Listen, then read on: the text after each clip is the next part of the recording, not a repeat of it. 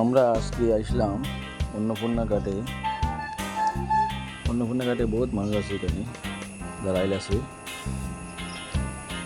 নদীর জল বাড়ে অন্নপূর্ণা ঘাটে।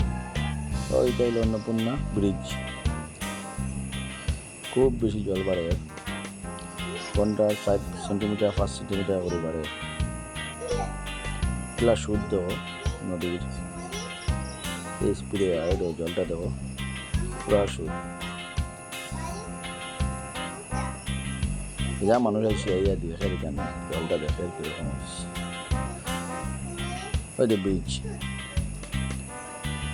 যে শুদ্ধ এই গুন্নির এটা অফিস অন্নপূর্ণা ঘাট, যেটা অফিস আছে এটা অফিসটা ফ্লাড কন্ট্রোল অফিস। ধন্যবাদ।